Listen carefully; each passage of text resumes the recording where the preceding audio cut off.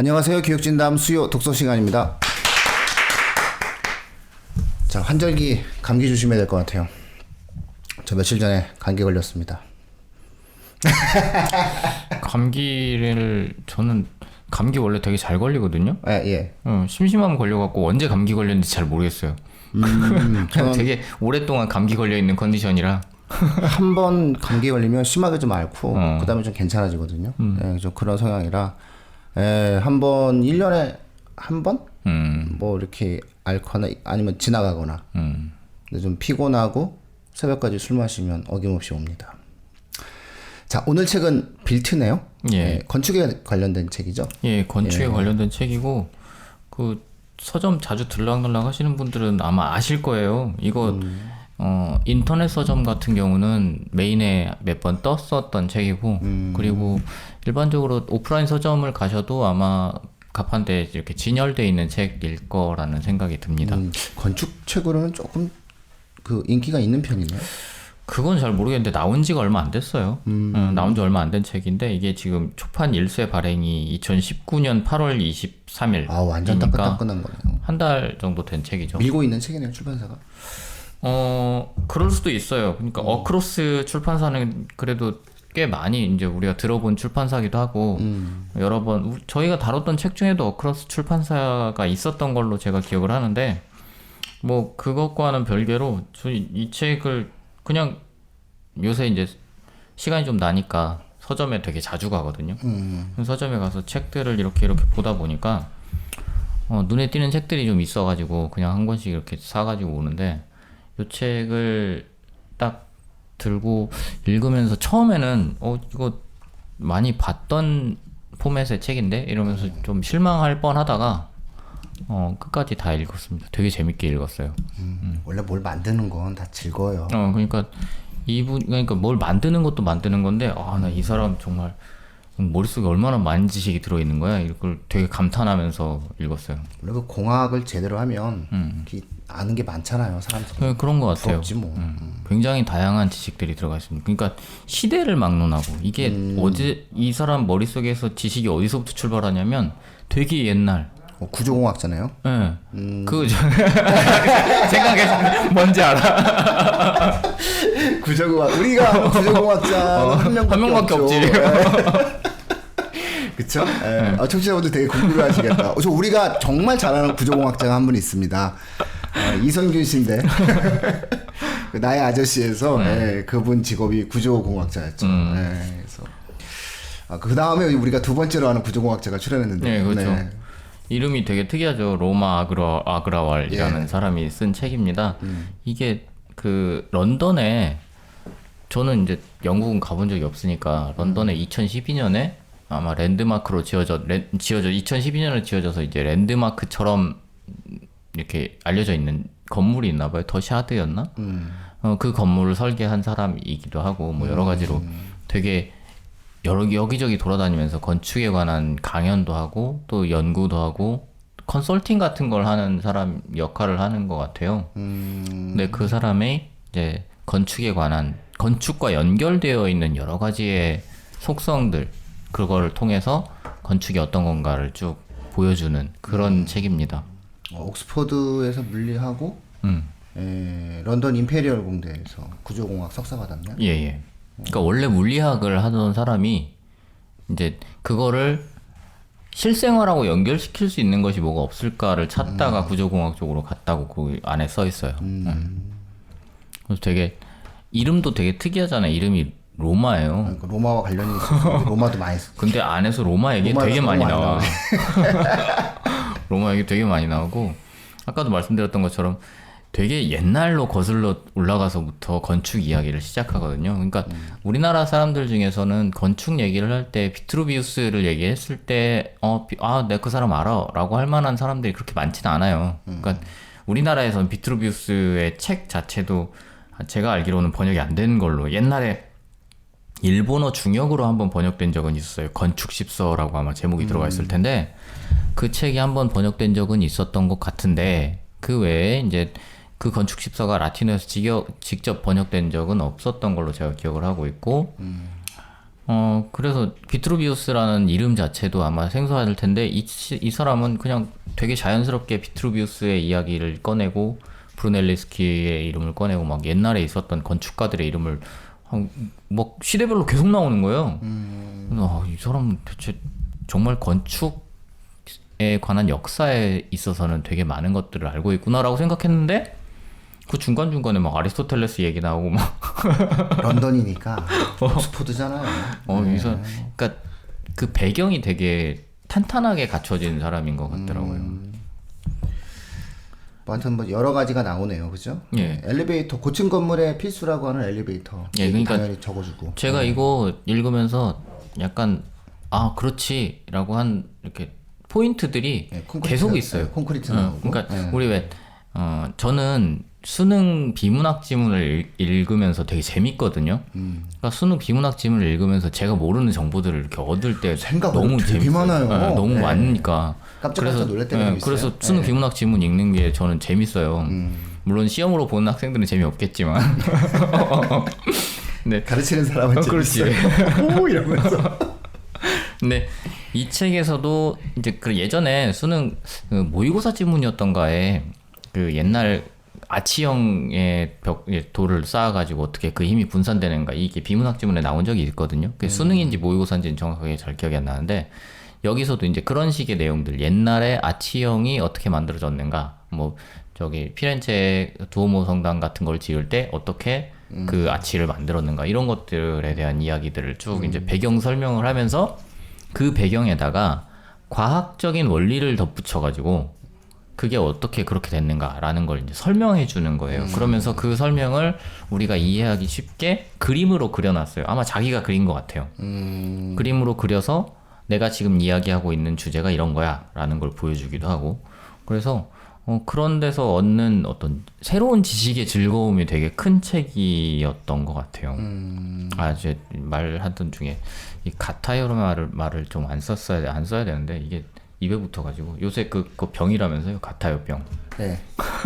왜 그러냐면은 그 단정적인 표현을 사용하지 않고자 하는 뭔가 이렇게 한 발 빼면서 네, 그러니까. 책임지지 않으려는 사람들이 쓰는 전형적인 표현이죠. 그러니까 그래서 네. 가타요라는 말을 가능하면 안 쓰려고 그러는데 가능하면 안 쓰는 게 아니라 자소서에 쓰면 안 되죠. 자소서에서는 안 쓰죠. 자소서에서는 쓸 수 없어요. 그렇게 쓰면 안 되는 거죠. 큰일 나는 표현이죠. 근데 그거를 이제 일상생활에서도 안 쓰려고 하는데 우리는 많이 써야죠. 이게 굉장히 많이 쓸 수밖에 없더라고요. 그러니까 가능하면 발 한 짝 빼는 그렇죠. 그래서 하여튼 가타요를 가능하면 안 쓰려고 하고 있습니다. 다른 데서 하는 방송 가면 가타요 무지하게 씁니다. 같습니다. 이러면서. 그렇지. 책임 안 지고 싶은 그런 그렇죠. 사람들이 쓰는 가장 전형적인 표현입니다. 여기 보면은 뭐 그 가본 건물들도 아마 있을 거예요. 예, 되게 아마 유럽 쪽에 여행을 하셨으면 보셨을 법한 건물들이 그리고 생각보다 그 아마 많아요. 청취자분들 중에서 그 왜 한때 그 지금이야 뭐 좀 그렇지만 일본 소설 에쿠니 가오리 소설을 읽으신 분들은 또 여기에 또 나옵니다. 두모호성 한 번쯤은 뭐 그런 경험 있지 않으십니까? 10년 후에 우리가 저성당에서 만나자 뭐 이런 그런 경험 있으세요? 난 그런 경험이 없어. 왜 이래 지금? 왜 나만 이렇게 됐지? 어쨌든 누군가의 아련한 사람이 만날 때 뭐 흔히 얘기하는 게 두모호 성당에서 만나는 거잖아요. 너무 재밌게 봤는데. 그 두모호 성당 이거 나오잖아요. 그 다음에 타이페이에 있는 그 100층짜리 빌딩. 그리고 추 있는 건 처음 봤네요. 저는 가이드가 왜 그런 설명 안 해주는지 모르겠네. 레스토랑에서 망고빙수 먹으라는 얘기만 하지. 여기 거대한 추가 있다는 얘기는 좀 안 해주시는 가본 적은 없으니까. 근데 그런 추가 매달려 있으면 진짜 막 볼거리가 있을 것 같은데. 근데 진짜로 건물들을 굉장히 다양하게 이렇게 언급을 해놓고 있어요. 그러니까 어떤 건물들은 진짜 접해볼 법한 건물이 있는가 하면 어떤 건물들은 이런 건물은 가볼 기회가 없겠다 앞으로도. 그런 건물들도 좀 있습니다.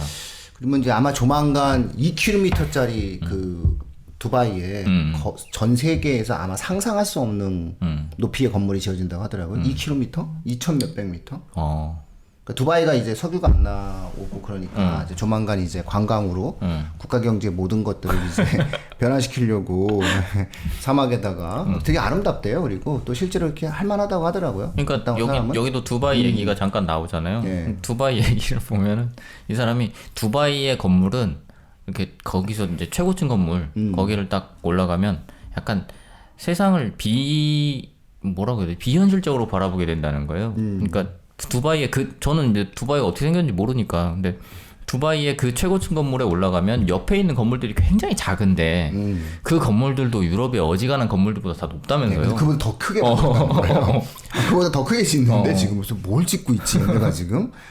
아 정말 못하는 게 없구나. 석유는 못하는 게 없어요. 네, 그래서 그런 것들을 이제 조만간 이제 만들어지고 나면은 이제 이런 어떤 상식적인 부분들 이런 것들을 바라보는 것들이 아마 또 세상을 좀 더 예쁘게 볼 수 있고 설명할 수 있는 능력이 좀 생기는 게 아닌가. 건축은 정말 매니아들이 있잖아요, 학생들이. 그렇죠. 건축이 진짜로 매니아들도 있고 실제로 잘 모르고 있었던 사람들도 건축에 대해서 이런 설명들을 조금씩 해주면서 보다 보면 건축이 굉장히 재밌는 분야예요. 이건 확실해요.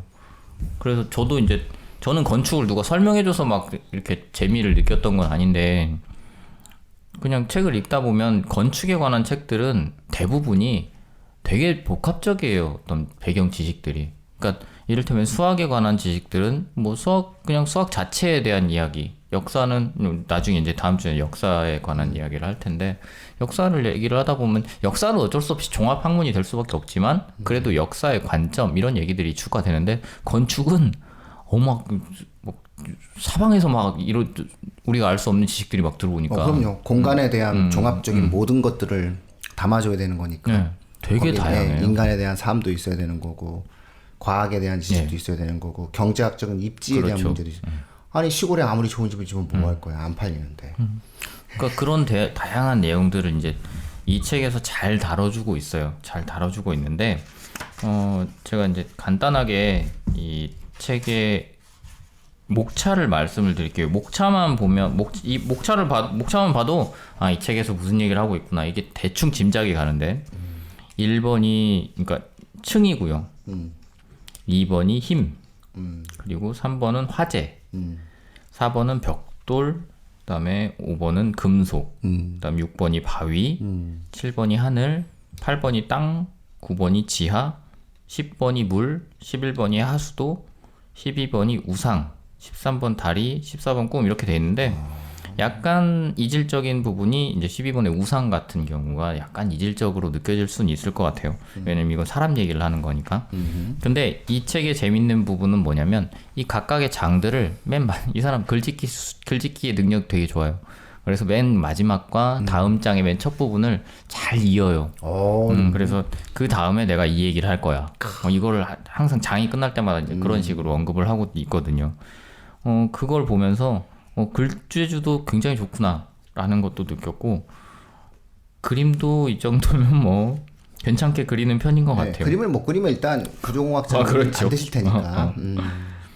근데 제가 이제 이 책을 읽으면서 약간 새롭다라고 느꼈던 건 어떤 게 있었냐면 물론 여러 가지가 있었어요. 여러 가지가 있는데 일단 아까 말씀하셨던 것처럼 고층 건물에 대한 우리가 고층 건물을 생각하면 어릴 때 엘리베이터 있는 건물들은 저는 되게 신기했거든요. 그러니까 우리 동네에 2, 3층.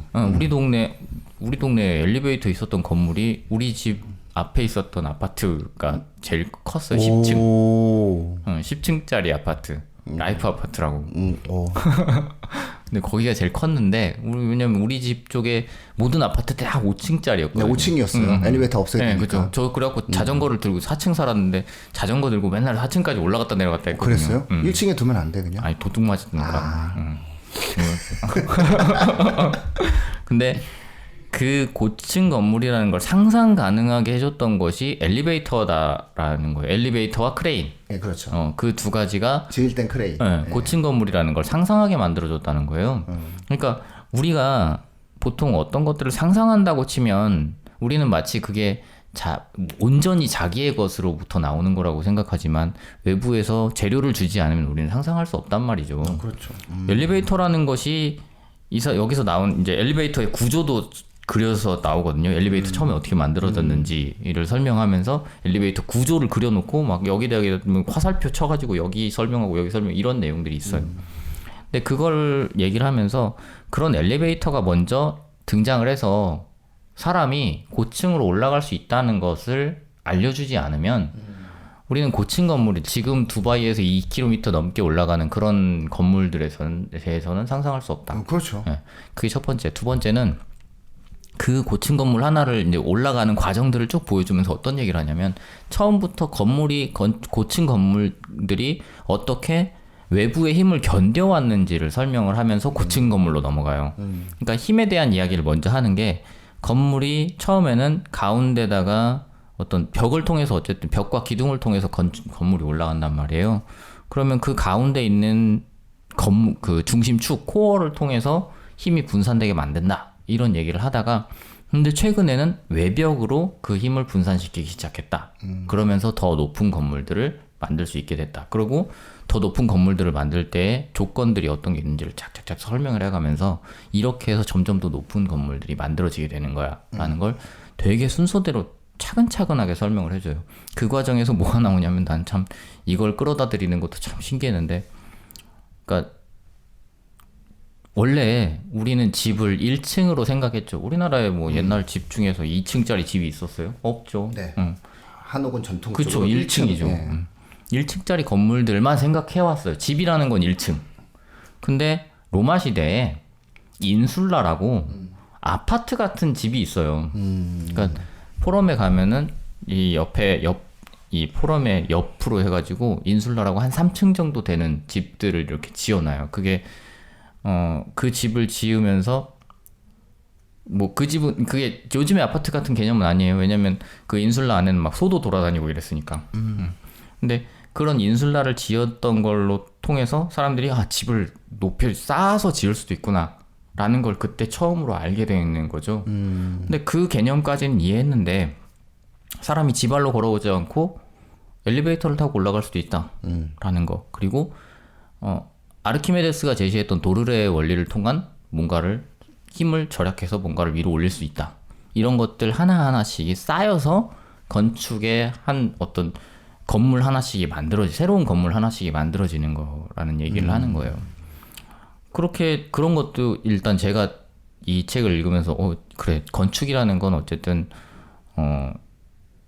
단시간에 한순간에 만들어지는 뭔가가 아니라 역사를 통해서 이렇게 쌓여가는 거구나라는 거를 알 수 있게 됐다는 게 첫 번째 수학이었다면 또 한 가지는 어떤 게 있냐면 여기서 건축이라는 것에다가 물이라는 걸 맨 중간에 집어넣고 그렇죠. 있단 말이에요. 물이 들어와야지. 전 그것도 생각해 본 적이 없고. 그다음에 하수도. 그러니까 땅 파야 돼. 하수도도 여기서 이제 물이라는 게 들어와야 되는 게 물이 돌아야 건물이 산다. 이렇게 얘기를 하는 거예요. 물을 그럼 어떻게 가져올 것이냐라는 얘기를 하면서 싱가포르의 예를 들어요. 싱가포르도 저는 뭐 그런지는 몰랐거든요. 얘네는 어디 강을 딴 데를 빌려서 쓴다면서요. 예. 딴 나라 없었어. 말레이시아. 딴 나라 강을 빌려 쓴대. 게다가 정수 시설을 막 정수의 기술이 너무 이게 부족하면 빗물을 받을 수가 없으니까 빗물의 90%를 활용한다는 거예요, 이 나라는. 비가 한 번 오면 확 쏟아지거든요. 그러니까 빗물의 90%를 활용을 해서 정수를 해가지고 그걸 먹고 그다음에 바닷물도 막 활용해서 먹고 이런 식으로 싱가포르는 그렇게 건물에다가 물을 끌어들인다라고 얘기하고 있는 거죠. 그죠? 네, 참 좋아하는 나라예요. 그런 식으로 이제 여러 가지의 예시를 들고 있어요.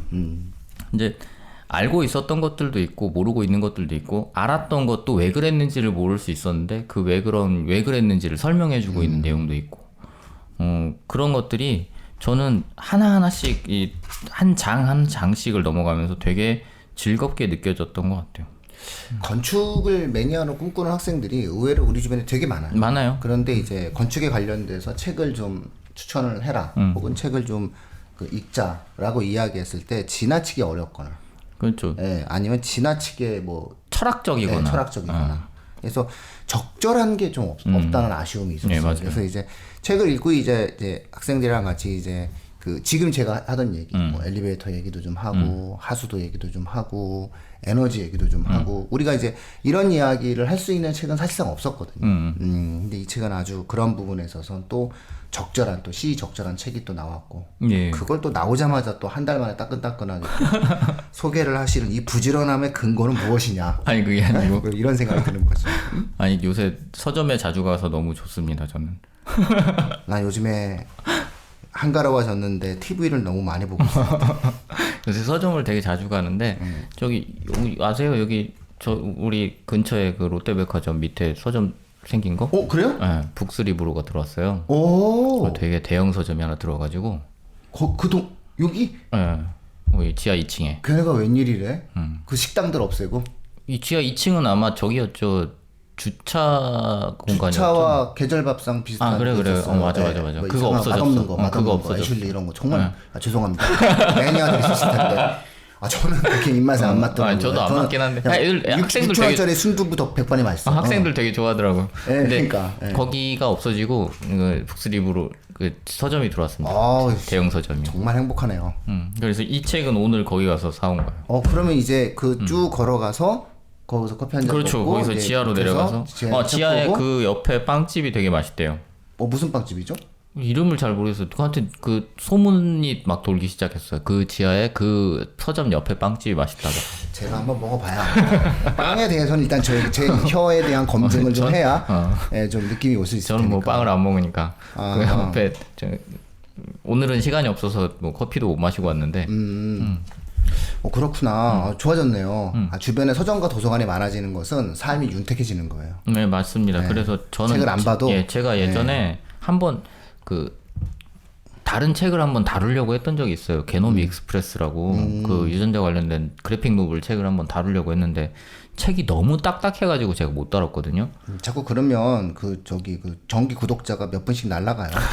아니 그러니까 만화인데 딱딱해 내용이. 근데 이걸 또 읽는 학생들은 꽤 많이 있어요. 그래서 그걸 한번 다루려고 하다가 이게 내 영역이 아닌 것 같다는 생각이 자꾸 드는 거예요. 생물학과 관련된 얘기인데 굉장히 깊이 들어가더라고요. 누구 불러와야 돼요. 네, 그러니까 그래서 그 책을 이제 얘기를 하려고 하다가 그 책을 제가 어디서 샀냐면 동네 서점에서 샀어요. 이거 그러니까 최근에 소규모의 서점들이 이렇게 여기저기 생겨나기 시작했어요. 대표적으로 이제 왜 누구야 아나운서들 둘이서 결혼한 사람들 둘이 만든 서점 김소영인가?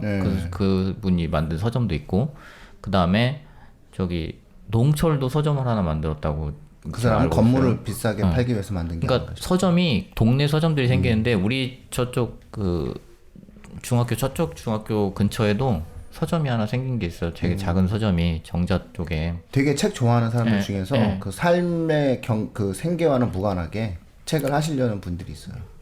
우리 동네에도 한 분 계신데 그분은 정말 생계랑 무관한 것 같다는 생각도 있는데 그런 여유를 안 보이시면 솔직히 그런 여유를 안 보이시면 또 장사가 또 잘 안 돼. 그러니까 그런 동네 서점들하고 콜라보레이션해서 책들이 출판되는 책들도 있어요. 그러니까 동네 서점에서만 판다라고 해서 출판하는 책들, 그러니까 약간 스페셜 에디션의 느낌으로 나오는 책들도 있거든요. 그래서 동네 서점들을 주변에서 찾아보시다 보면 특히 수도권 지역에서는 동네 서점 생각보다 많이 찾을 수 있으니까 한번 가주셔야 돼요. 가시면 보통 동네 서점에서는 커피를 팝니다. 네. 안 그러면 이게 안 맞아요. 옷도 파는 데 있어요. 노홍철 그분 하는 데는 또 한번 가보시고 유명하니까 또 다른 분이 안 가셔도 되지만 여기 동네 진짜 우리 주변에 있는 그런 데 가서 책 한 권씩 사주시면 또 편안해지겠죠. 그럼요. 그래서 어쨌든 이제 뭐 어쩌다가 서점 얘기로 넘어왔는데 이 책의 경우는 저는 그래서 제가 가판대에서 그러니까 이렇게 뭐라고 해야 되지? 매대. 매대 위에 올려져 있는 책들을 자주 골라오는 편인데 그렇게 골라온 책들이 생각보다 실패하는 경우들이 많이 있어요. 그러니까 여기서 실패라는 건 책이 잘못됐다는 게 아니고 저의 입맛하고 안 맞는 책들이 가끔 걸리는 경우들이 있어서 이제 제가 그 앞에서 막 읽고 갖고 오는 건 아니라서 그냥 제목이 딱 보고 괜찮아 보이는데 그럼 일단 들고 결제하고 보는 거니까.